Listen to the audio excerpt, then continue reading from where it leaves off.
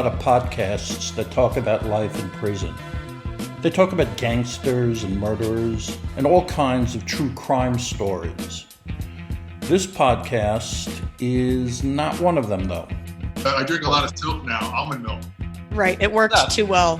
Steph, you don't want to get any taller, let's be honest. That's what I'm saying. That's why I stopped drinking milk, regular milk. No, actually, I stopped drinking milk in prison, actually. Although I have been to prison. My name is Richard Bronson. I'm the founder and CEO of 70 Million Jobs. We're the first national for-profit employment platform for people with criminal records. Before launching the company, I was a true wolf of Wall Street, a partner at the infamous company Stratton Oakmont. In those days, I led a life of ultimate luxury and also lots of lies. I ended up doing time in prison for what I'd done on Wall Street and went from Ferraris and private jets to homelessness, destitution, and many, many dark days. Now, at my company, 70 Million Jobs, we've helped thousands of people with criminal records find employment. And along the way, we have come across quite a few fascinating people with heartbreaking stories. And yeah, along the way, there's been quite a lot of humor as well. We're here to introduce some of these people to you. I'm joined by my good friend and team member, Adrienne Hatter. So welcome to the real stories and welcome to the real people behind America's massive, dysfunctional criminal justice system. Welcome, my friends, to True Criminal Confessions.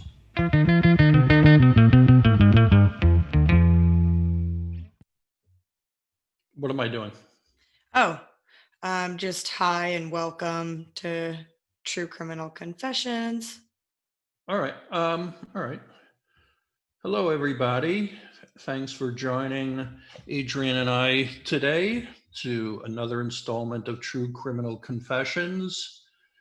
The idea today is to sort of tell you a little bit about me, my favorite topic. There's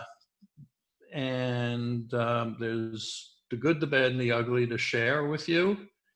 And my sidekick and pal and teammate, Adrienne, is going to sort of be running the show here today. So, Adrienne, ask away.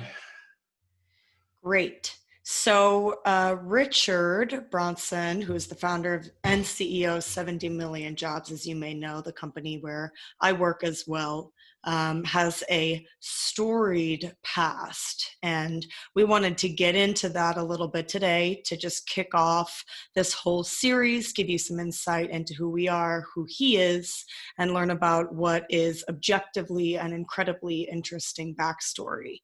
So to begin, Richard, we'll just start off with the big one here. If anybody's ever Googled him, one of the first things you'll see is that he was a wolf of Wall Street, literally.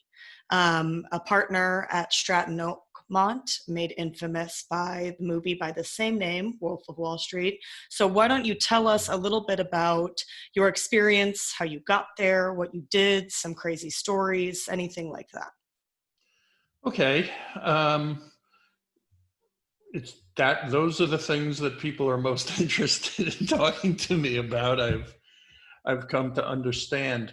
I'm from New York, and I went to college to study journalism, and because I was going to be a great writer.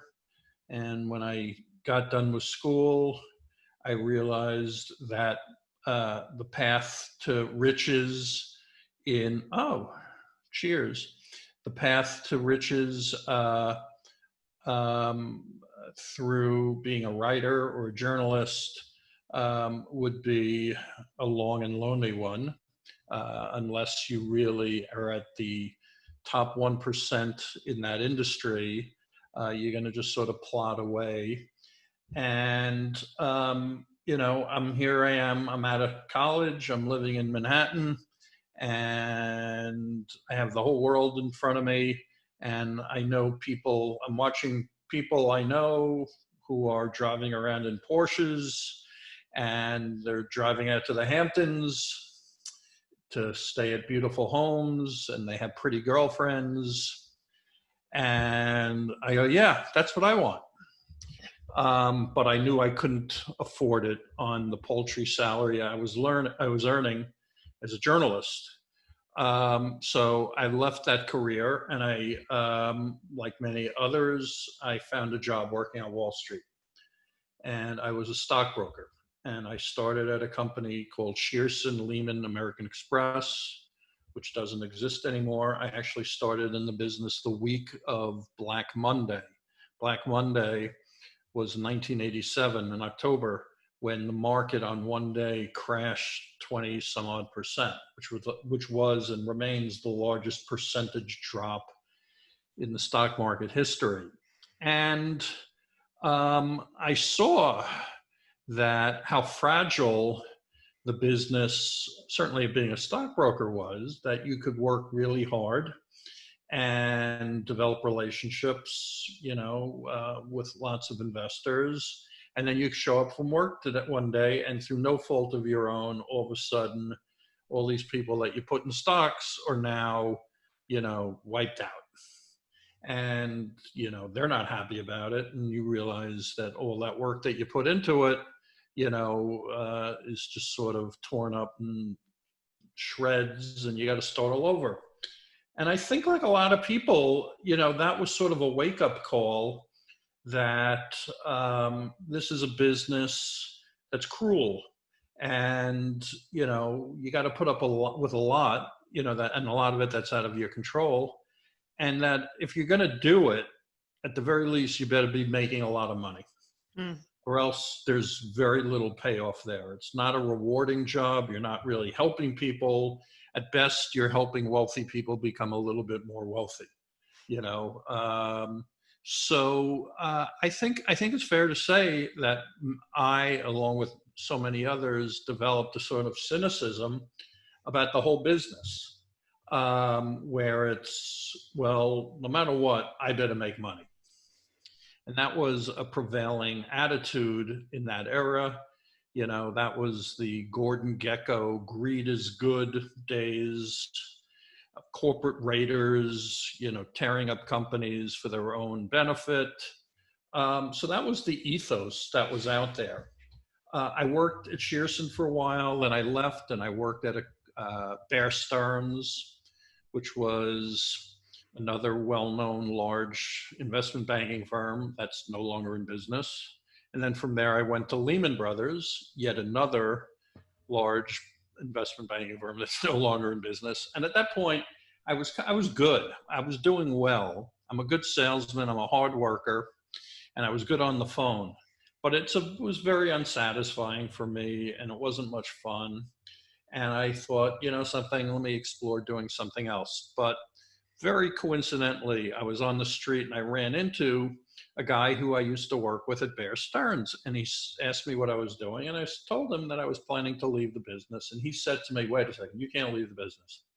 You got to come tomorrow. You got to come. I'm working at this company called Stratton Oakmont, which I'd never heard of.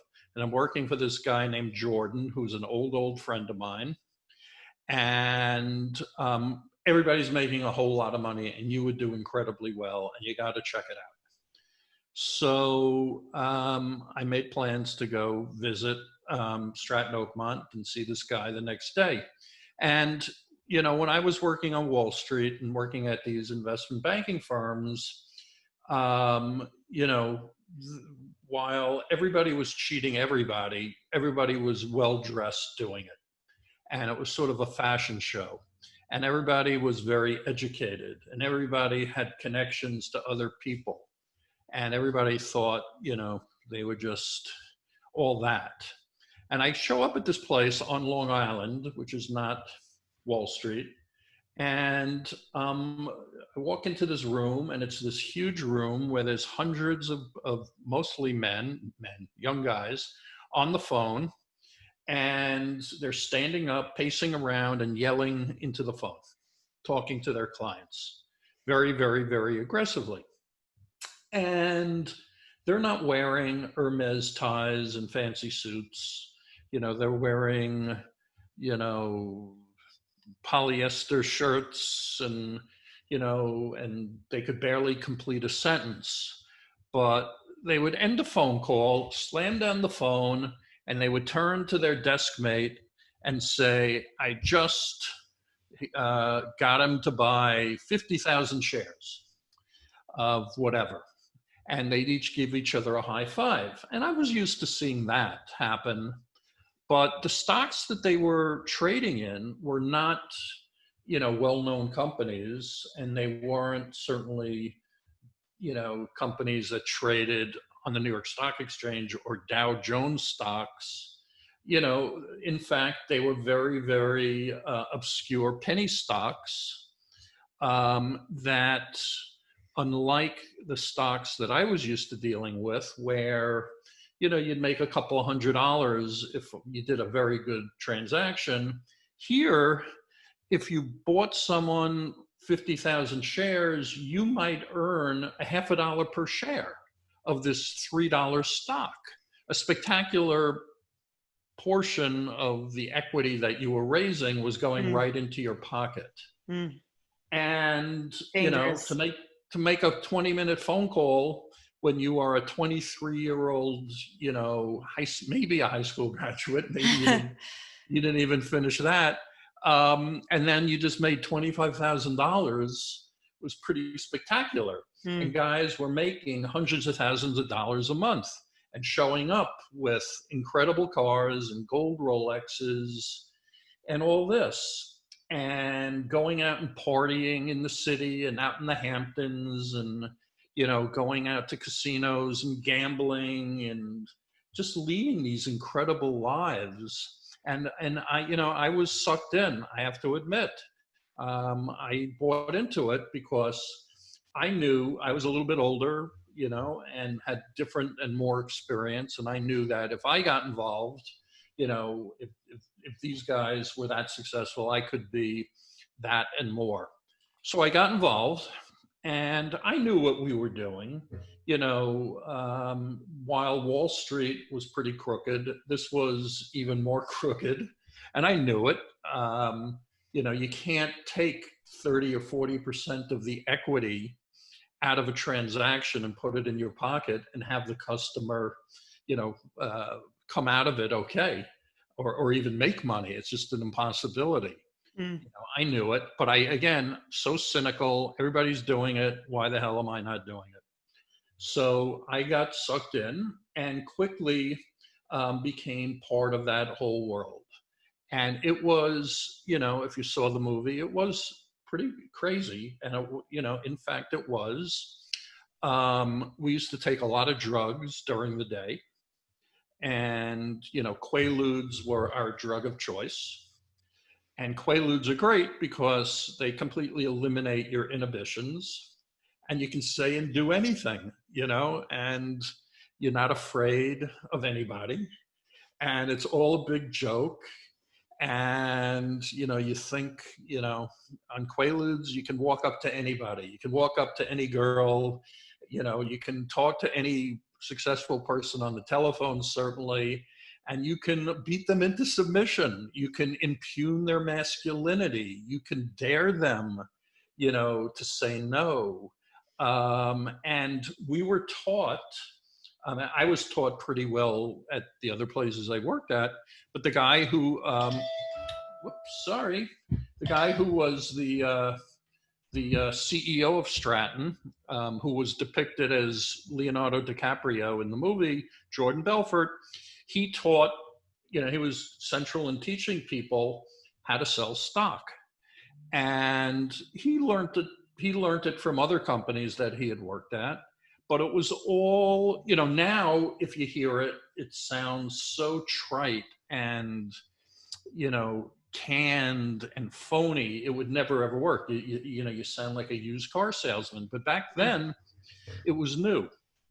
And, we would just use all these little psychological tricks to sort of hem people into a corner where they had nothing to say but yes, and it was just a matter of how much. And when you're high on Quaaludes, or you had a few drinks at lunch, or your friends are egging you on, you talk to people and you ask for very big orders. And in doing so, you almost shame the person, into feeling like unless they say yes, then, as we used to call them, they're a piker, they're a loser. So we were taking lots of drugs and during the day, and getting in our fancy cars to go home. And at night, we would go out to restaurants and bars where, there'd be a whole load of us, and we would sort of take over a place. And we were incredibly obnoxious and loud and entitled and rude and disrespectful for sure. But by the same token, we would be bringing a ridiculous amount of business to a restaurant, for example, and they would put up with us gladly because we were just ordering, champagne and whatever. And half the time we wouldn't even touch it because we would be high on Quaaludes or Coke. And, you didn't want food to sort of mess up your high. And with Quaaludes, you want to do it on an empty stomach. So we'd end up with these huge tables full of lobsters and steaks at all these fancy restaurants that we would never eat. And, and inevitably there'd be a few of us passed out, with their head in their lobster. Right. It was pretty ugly. And then, we would go to casinos. And some of us, including myself, became like very large gamblers. And there were some of us who would like stay up 48 hours and would lose $2 million, over the course of a weekend, or win $2 million. And we would come with our entourages because these casinos, obviously wanted us there. And, they would lay out these incredible spreads and send us gifts and send us private planes and helicopters galore. And we would bring all sorts of women, of disrepute to join us in the festivities. And, it was an incredible amount of fun. We really laughed very, very hard. We had a great time together. It was kind of like, another Scorsese movie, Goodfellas, where, we all hung out together and that was our circle. And we were very protective of each other, and people would try to get in with us and, to get in on our action. But of course, unless they really had game and something to offer. It was pretty crazy. And looking back, I have nothing but embarrassment and shame, mostly for how I may have treated other people and the disrespect that I would have shown, and how belittling it was. So I worked there for about a year and a half, I guess. Well, let me ask you a question before you move on. Sure. When all of that was going on, and it's obvious that you were at the highest of the high, but and so it can be easy to be distracted by that. And looking back, obviously, reflecting on it, you have shame or embarrassment. But at the time, did you have thoughts about this is wrong or this isn't who I want to be? Did those things come up, or it was so distracting that, you weren't even thinking that way? For me, they did. I can't speak for other people. I think for a lot of other people, they didn't think twice about what they were doing. They were just having a good time now and making money now, and that was enough for them. I felt guilty at all points along the way, which was this strange kind of cognitive dissonance. I knew what I was doing was wrong, and I didn't really think that that's the type of person I am, and yet that was the type of person I was. Right. And who am I kidding? And is that really who I want to be?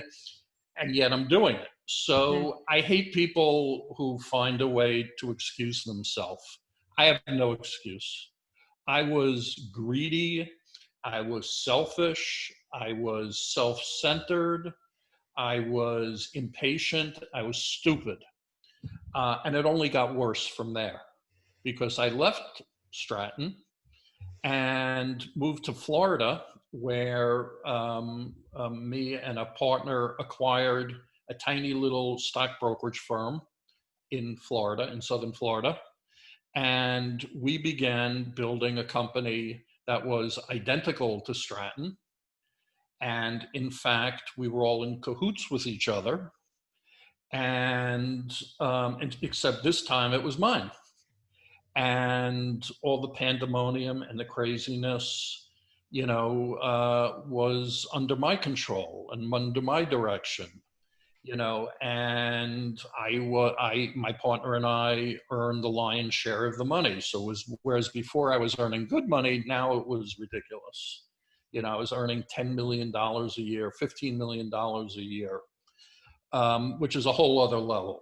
Right. And that afforded me a lifestyle. I had a house on the beach next to Eric Clapton's house, and I started collecting modern art, contemporary art. And I drove Ferraris, and I had, 5 cars and vacations, and I had, relationships with young women that were way out of my league, but because I was rich and powerful, people wanted to be my friends and spend time with me. We took a lot of companies public, and, that was the basis of our business, and we manipulated stocks to go up and down so that we could profit. We, in a casino, the house always wins. We were the house. And, if someone would come into our casino, they were just ripe meat. I would tell myself it's okay because our customers were not widows and orphans. And, all of these people were wealthy. They were trying to beat us at our game. For the most part, they were hedge funds. They thought that they were smarter than us. And sometimes they were, but generally speaking, we got them. And that one was a zero-sum game. One of us is going to win, one of us is going to lose, and we're not going to lose. So that means you're going to lose. And yeah, I knew what I was doing was wrong. And I also knew one day I would end up paying the price. It was just inevitable. And around that time, the heat started coming down on my friends from Stratton, including Jordan Belfort, and it was obvious that they were getting into trouble and that, our time would come. And it did, but before then I, opened up a nightclub on South Beach. That was a really popular, hot place. And opening night, I'm partying with Mick Jagger, and Cameron Diaz and all these, supermodels. And I published a magazine. I did a bunch of things that were a lot of fun. I also got involved, and I'm sure it was part of my desire to sort of buy respectability, which is what a lot of wealthy people do. But I did, I became I was the chairman of the board of the Miami City Ballet, and I served on them as a trustee of the Museum of Contemporary Art and other things, where I just threw around a lot of money, hoping to buy respectability and to sort of rehabilitate my image because, we had a few good years where we were, before people caught on what was going on. And then the heat started coming and it just got worse and worse and worse. And it was a terrible, terrible time. Not that anyone should feel sorry for me because I don't think I deserve any pity at all. I brought it on myself. But one day, well, actually prior to that one day, at a certain point when my partner and I knew that bad things lied ahead, we decided, let's pay everybody back. We had the money to do it. Let's just pay everybody back. Maybe it's the right thing to do. It'll make us feel better, and maybe it'll keep us out of trouble or mitigate the trouble we could get in. So we paid everybody back. But, of course, we did get in trouble one day. So I left the business prior to my partner because I just couldn't take it anymore. I just felt so wrong about the whole thing. And I left the business, and one day I was working with some other guys on some internet-related project, and was a knock on my office door at the business that we had started. And it was a couple of people a man and a woman, and one of them lifted up his jacket and showed me a badge on his belt and a gun on the other side there. And he goes, "We need to talk." And it was just a question, this was what I was waiting for, and in a way it was almost a relief. Were the guys at that point, when you say the heat's coming down, does that mean people were starting to get prosecuted on Wall Street already? People that you knew, or, when you say the heat's coming down and you expected this to come, not just generally, but what was happening in the world that you were like, okay, this is the end? Well, it was coming down in my circle of co-conspirators, sort of. Okay. We were still doing business and in cahoots with the guys at Stratton. Belfort at this point had been thrown out of the business, but there was Stratton, and there were a couple of other firms that were sort of offshoots of Stratton, like we were. Okay. We were all operating semi-autonomously, but there are things that you can do in the securities industry that if you're working together, there's all kinds of ways that you can abuse the law and make money. And that's what we were doing. But, I saw what was happening to them. And what happened to us as well, and what happened to them and happens to us is, you have federal agencies that are, regulating you, like the SEC or the NASD. And then you also have states who have an interest. And one by one, states were throwing us out, essentially, from doing business in their state and or bringing civil actions against us. Yeah. And we would have all these arbitrations of customers. And the more you have, the harder it is to fight them. And it's this sort of, just rapidly snowballing kind of momentum of negativity, where every day my partner and I are writing these huge checks to settle with clients and to pay off state fines and pay lawyers. And, it started being not so much fun anymore. And, our money, which was, every month we were bringing in a huge amount of money. Now it was all going out. So, we paid everybody back in the hope that would, help us someday. And I think it did. And we were paying fines and restitution, and I had to sell my house, and I had to sell my art collection, and I had to sell cars and watches, and it was just getting worse and worse and worse. Yeah. And I got out of the business, and as I say, I'm working at another place. And then the feds come knocking. And, they said to me right then and there, if you want to cooperate with us, we can make this easy, or if not, you're in trouble. Yeah. And what's it going to be? And of course, I was prepared, and I said, listen, I appreciate you giving me this option, but I'm not doing anything until I talk to my attorney. So I spoke to my attorney, an attorney, and, he basically told me, this is a federal case. You can't win against the feds. They wait a long time to build a case, and they win literally almost every single time. So it's really just damage control at this point. And I knew that, I had become an expert in criminal securities law, and up until this point. And I was, very respectful to them. They were doing their job, and they weren't treating me badly at all.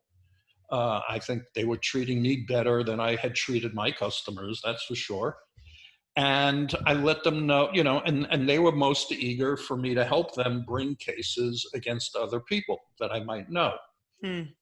And, they dangled all kinds of promises about, you won't have to go to jail, and if you help us bring cases and wear a wire and all this kind of stuff. And yeah, it was, very dark and, creepy in a lot of respects. And the FBI meetings with the FBI and, the U.S. attorney, and all this kind of stuff. It was scary, but I mean, I was prepared for it, unfortunately. I had decided, that I would not assist the government in bringing cases against anybody else. I'm a single person. I don't have a family. I don't have a wife. I don't have kids. And I knew that since we had paid everybody back, that whatever I would face would be, relatively minor, as far as the punishment was concerned. Not that one day in prison isn't bad, but I knew I wasn't going to go away for 25 years to some terrible place. So I, let them know that, thank you very much. I appreciate that. I'll tell you everything about myself, and I won't lie about it. And I take responsibility, and I do feel remorse. But I'm not going to add, to the shame that I feel by ruining other people's lives and being a part of that. It's just something I can't do. I'll never, ever forgive myself if I do that, because that's out of cowardice, and I'm not a coward. So they respected that a great deal, actually. And, they treated me very, very fairly. Prior to my being, I pled guilty to a couple of counts of securities fraud. And prior to my being sentenced, I still had substantial assets. After we paid everybody back and the fines and everything else, I still had a lot of money. But what I did, because I felt so disgusted with myself, is I gave it all away to charity. And I didn't talk about it, and I bring it up now, but I really don't. I don't even know if you're aware of that. You've known me for a while. Yeah. But I just gave it all away. It was just like, here, you take it. This has just done nothing good for me. It's the source of my everything terrible that I'm going through. So literally, I had no money left at all. And I remember like it was yesterday, I went in front of the judge where they do the sentencing. And, it's this big federal courtroom in New York. And there's a couple of people there. I have no idea who they are, which is very creepy. I don't know if they're the press or they're, I don't know, a client who we ripped off, or God only knows who it is. But I'm up there, and my sister is there for moral support. And, they give you a chance to read a statement. And in it, I expressed my remorse. And, and I said, and I let the judge know that, in fact, on our own, we paid everybody back. And on top of that, whatever I had left, I gave away to charity. And I wanted the judge to know that, I wanted him to say, you're not that bad a guy. I mean, it was really what it was. Yeah. But when I said that, the judge interrupted me and he said, yeah, but it wasn't yours to give away. And that's when I knew this was not, I wasn't going to get, parole right away or probation. Yeah. I was going to go away. It was just a question of how badly, because he was a tough judge. But then he sentenced me to 2 years. And then there's a waiting period, and typically you want to avoid going away to prison as long as you can. But that's a mistake. You should go the minute you can, you should go, because the time between the time you're going and you actually show up is a terrible time of kind of limbo that you might as well have the clock running on your sentence, because it's almost prison already.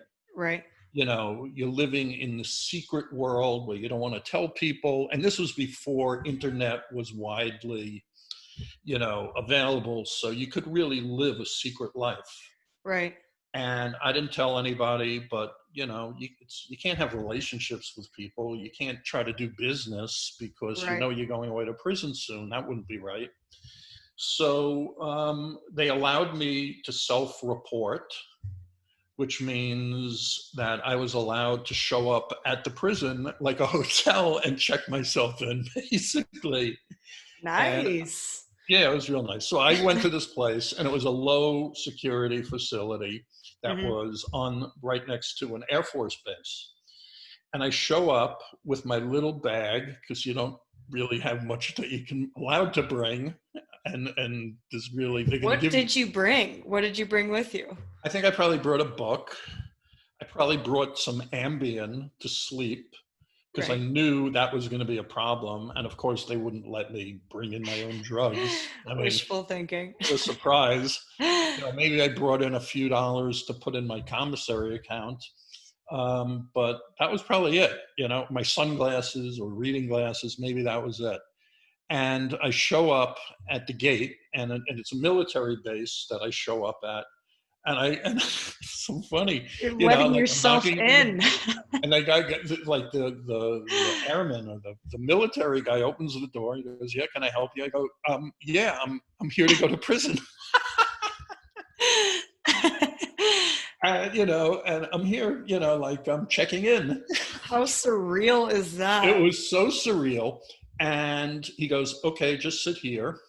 And then he makes a call, and then someone from the prison comes in a van. And when you're going in or out of prison, there are certain times where, for some reason, security becomes very important. So of course they had to handcuff me. I Mm. just walked in on my own volition. Do you really need to handcuff me? I showed up here on my own, and it was funny because I think like my sister she like saw me off. I go, "Okay, I'll see you later. I'm going to prison now." You know, Bye. Bye, got to go to prison. So I go in there, and they handcuff me and everything. And, I mean, I knew it was not going to be, the worst of places. And I Right. also knew that there were a bunch of people in this prison who I knew, who got Hmm. into trouble on their own, some of them who used to work for me. So they walk in there. Is this interesting hearing this, by the way? Is this Yeah, definitely. what you're having? I So I appreciate walk you in. checking in, though. Yeah, it was surreal. So you just know you cross that threshold, whereas before I'm free, and I did it myself. Like I took one step in, and then I took one step out. I'm in prison and I'm free, and I'm in prison and I'm free, back and forth. But once you're in there, you're in there. And, and they process you, Hmm. and they're taking your pictures and getting your fingerprints and asking you questions. And you take your clothes off, and they're looking to see if you have gang tattoos on or other identifying things on your body. And then they bring you to the medical, what do they call it? I forget what they call it there, but where the doctor is, the so-called doctor. He's as much Hmm. a doctor as you or I am a doctor. But they're Right. asking, all right, what medicines are you taking? And I was taking a few different medicines, and I also was taking Ambien Right. because with my anxiety of going to prison, naturally, sleep was something that was difficult to have. So I developed this like terrible addiction to Ambien, a terrible, terrible drug. I just kept taking more and more of it. And I show up at the prison, and I say, and I'm taking Ambien. And they go, "Oh, we're not going to give you that." And I go, "I thought whatever medicine I was taking on the outside, you'll get." Yeah, yes, but not Ambien.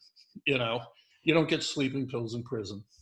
So I go, "Okay, this is not going to be fun." All of a So sudden, you're really in prison. now I'm in prison. Yeah. Can I go back outside again? But the answer is no. So they give you initially, and I don't know why they do this, but they give you initially, a separate outfit, different khaki colored shirt and pants than everyone else has, just so you could really stand out as being the new guy. Mm. Your worst anxiety is you're going to stand out, and they kind of put a strobe light on you as you're walking in. So you're wearing a khaki outfit that nobody else was wearing. They give you actually Different different color, clothes. only the new guys, only Hmm. like the guys there for the first week. And they give you these like I don't know, the sneaker type things, like slip-on sneakers that are like 4 sizes too big, and that you look like Bozo the Right. clown wearing. And that's, so you almost come in looking like a real jerk. And maybe it's designed just to knock you down to Mm-hmm. size, probably. But they Yeah. really, that's how, you go in. And in my prison, they had a bunch of these like different sort of dormitory type of things where, there'd be a few hundred guys in each of these dormitory things, and there'd be these, big rooms with double decker cots. And, so there's one guy who sort of runs each dorm, who's a correctional officer. And, he leads me in and he goes, all right, that's where you're sleeping. And he has me sleeping, as they do with all the new guys, right by the bathroom. Mm. There's this huge bathroom where the lights are on all night, Right. and where guys are constantly throughout the night going in and out of to use the bathroom and to do other bad things. Right. And the lights on and the water's going. They called that oceanfront property because of the Ah. water. And that, Right. it sounds nice, but it really wasn't. And I'm on the top bunk with no Ambien, and I'm worried what's going to happen. Is someone going to show up and, you know, try to Pull kill me out me of or bed. rape me or God only knows what? Yeah. And I'm lying there and I'm going, I'm literally not going to sleep again for the next 2 years. And I'm thinking, I just got to come to terms, accept it, because without the Ambien, I ain't ever going to sleep like this. And of course, the human body is able to adapt. And after about a week or so of, You're really, really tired. I'm really, really tired, and now without the Ambien, it's like a natural fatigue, and I have a natural night's sleep. And in fact, over time, I had the best sleep of my life while I was in prison because you don't really have any worries anymore. Right. You don't have any more legal bills. There's no more newspaper articles about you. No one's Right. judging you because everybody there's a crook. Right. And I used to nap every day, and it was very, very nice. So my first couple of days, I would walk outside, and it turned out that I knew, or a million people there knew me, because I was well known in Southern Florida at nightclub, for example. And I had all these guys coming up to me. Oh, I used to go to your nightclub, or I used to sell drugs at your nightclub, or I hooked up with this girl at your nightclub. And I knew people who used to work for me were there. And it really felt like, again, in a, Goodfellas, how you doing? I knew Yeah. a lot of people there, which, I was very proud of the fact that I knew a lot of prison the circles that I hung out with. But prison, for me, where I was, and again, it wasn't the worst place to be for sure. It was very safe because people would not, get into trouble, because if they did, they'd be sent to a much worse place, and everybody knew it. So in a way, it was safer there Interesting. than almost anywhere I've ever been. And everybody's attitude is, we're here, we're just get along and get done with it. And that was the way the guards in general felt. It wasn't a violent place, and it wasn't with gangs. They went to other worse places. And prison was boring more than anything else. Mm. I was in prison with Jared Kushner's father, Charlie. Mm. I was in prison I was friends with a congressman. There were chairmen of the board of famous companies that were there. And then there were a lot of, mostly young men of color who were there for drug charges. Mm. That was mostly who were there.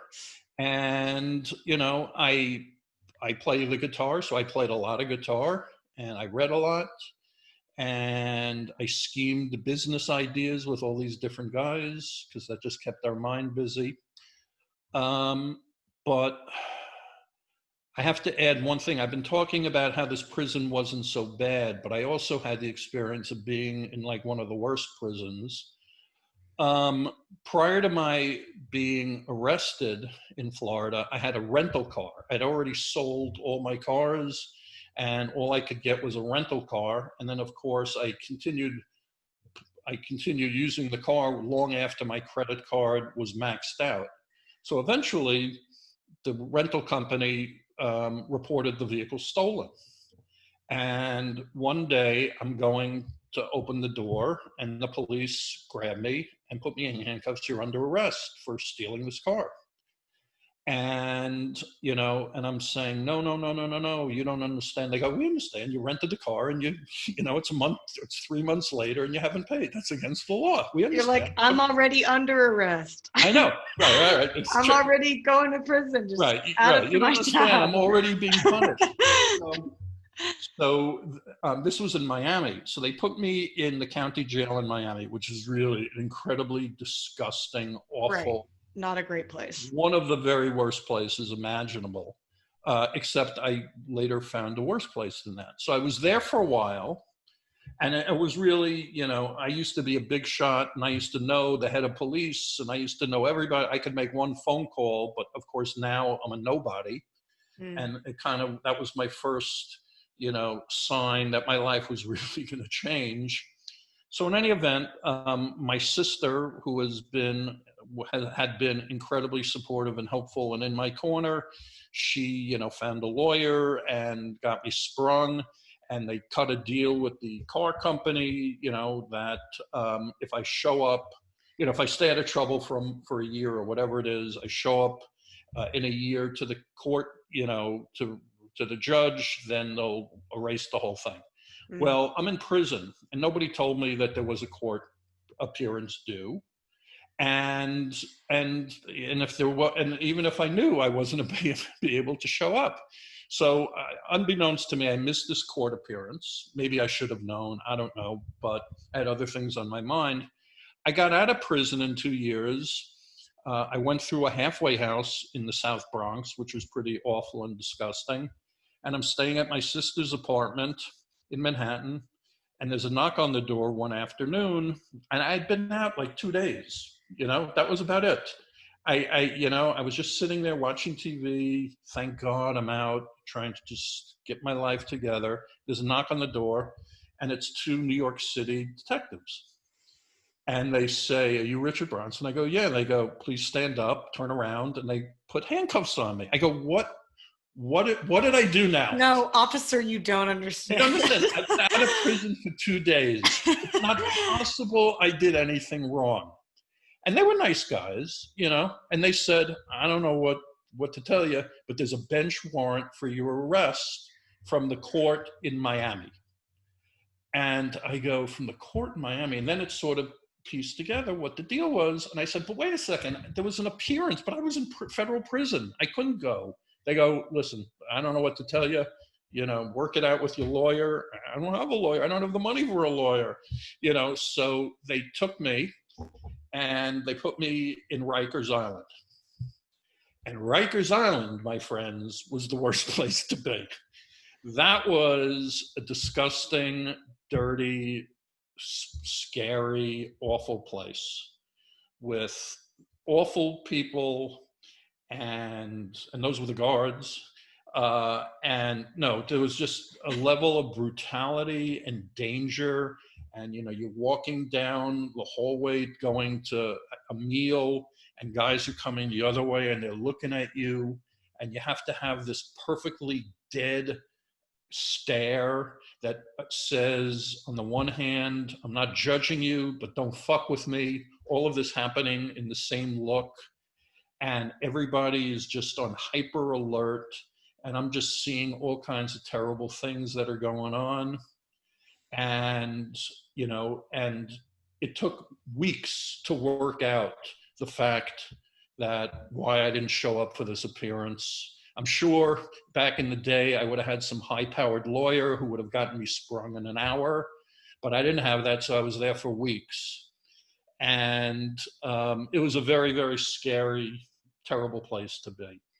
I met some guy who was, shall we say, connected, and had a last name with a vowel at the end. And he and I sort of hit it off, and we became friendly. And because I was his friend, that meant I was off limits.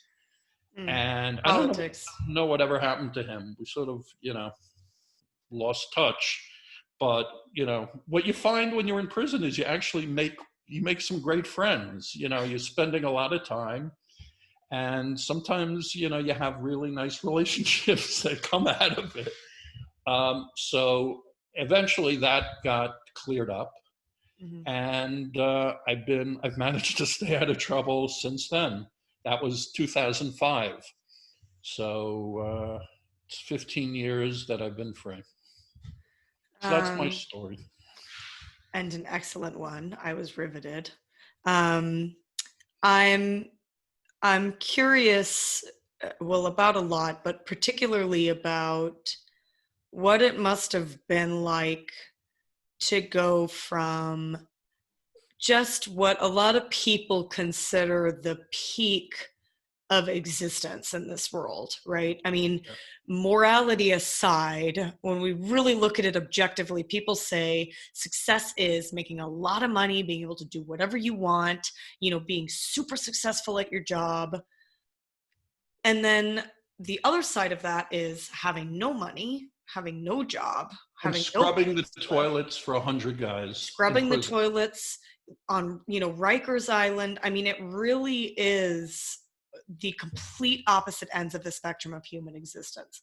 So I'm just wondering if you had any kind of, I mean, was there any kind of enlightened moments or philosophical moments you had, it's all meaningless, or, I really discovered myself in this place versus this place. I mean, what was that really like for you?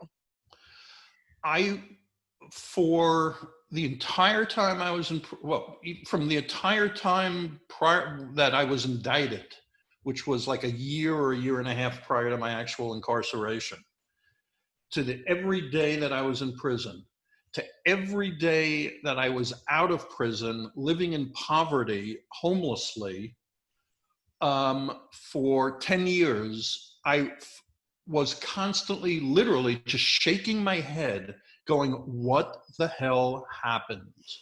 Like, what a precipitous drop.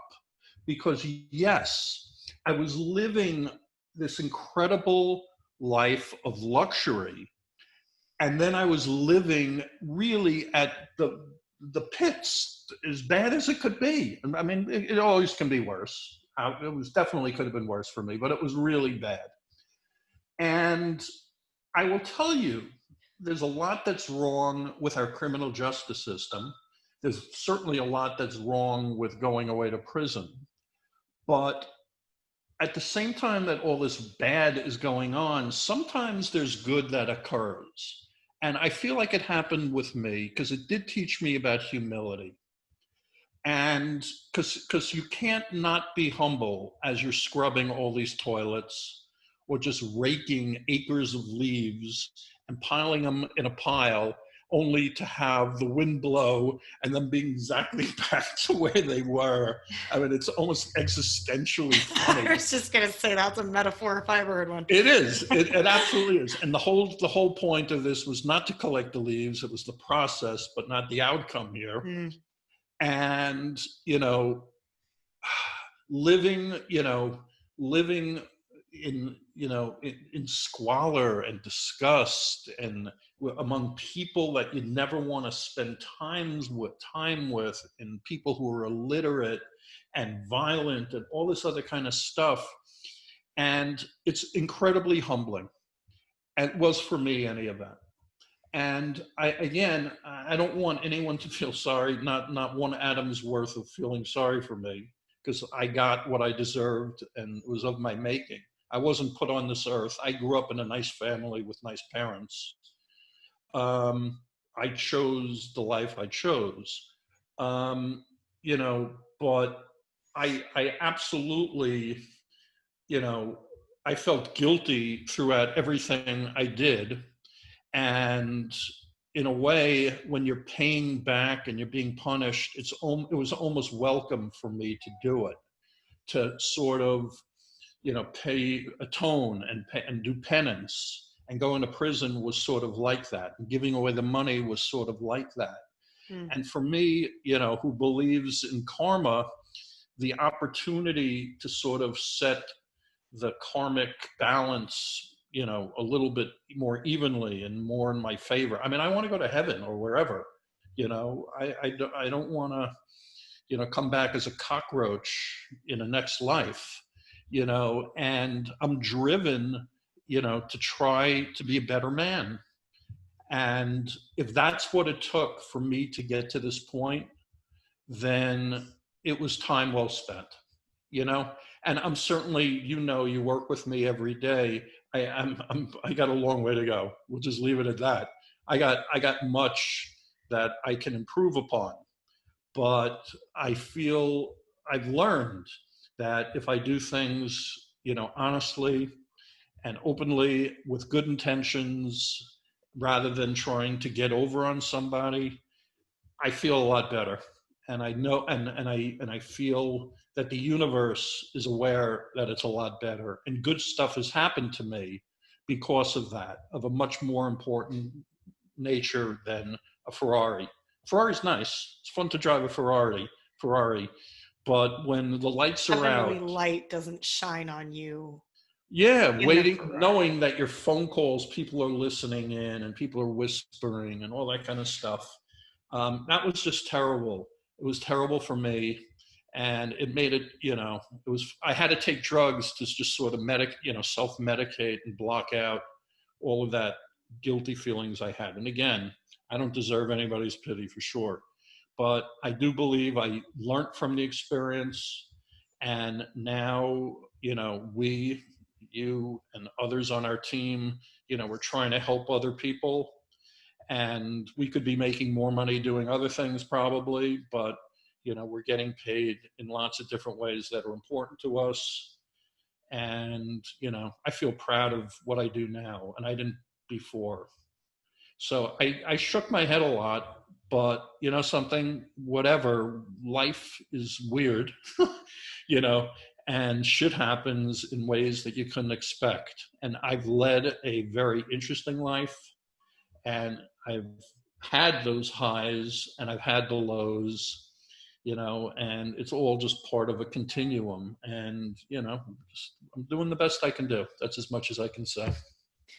Well, I'm happy to say as well, I think you and I both have encountered many people in the criminal justice system from many different places, many different backgrounds, who did a lot of different things to get themselves there. But the majority, or if not the majority, generally the majority we encounter oftentimes come back to their communities with their eyes to giving back, their eyes on giving back. How can I share my story, make this journey easier for the ones who are sure to come after me? And I certainly know you've done an incredible job, affected a lot of people's lives, making job opportunities available to those who need them arguably the most, and creating a community for people who really need it. So,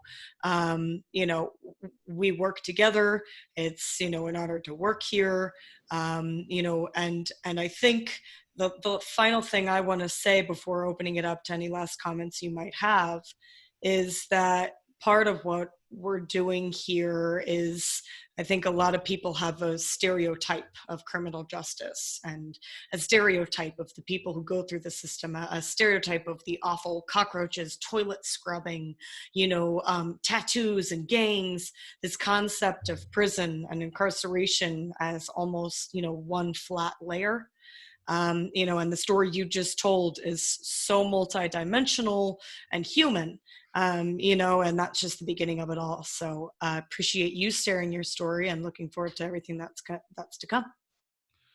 Well, I'm really blessed to have people like you to work with and to be on this journey. And I know we all feel honored that we have the opportunity to serve a lot of these people who really, unlike me, were born into this world with the odds stacked against them from the moment they were born. And that's not my case, so I don't compare myself to them. But, one thing that I certainly understood when I was in prison was this idea of morality being black and white.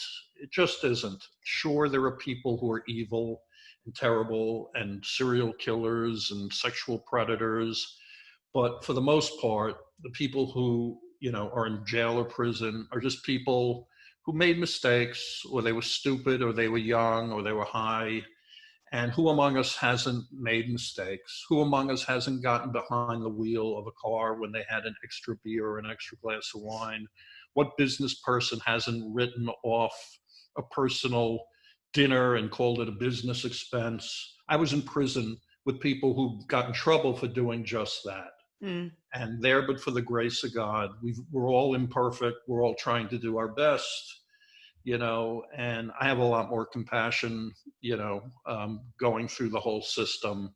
And I know that you do, having met so many of these people, who aren't evil, they're just struggling with life to try to do the best they can for themselves and their families. So we want to bring a bunch of really interesting people, because we meet lots of them who are funny and smart and have led interesting lives, and sometimes a little bit crazy and wacky, and have odd thoughts. And, typically these are serious kind of subject matter, but we want to have some fun doing it too, because there is fun, and there's laughter, and there's life within it all. And hopefully for a lot of people, happy endings. So that's what we want to bring in future episodes. So thank you all for joining us, and thank you so much, Adrienne, and everybody else, for listening to my long story. Now that we got it out of the way, shut up, and you don't have to hear about it again, because I know I love to talk about this stuff, but I do.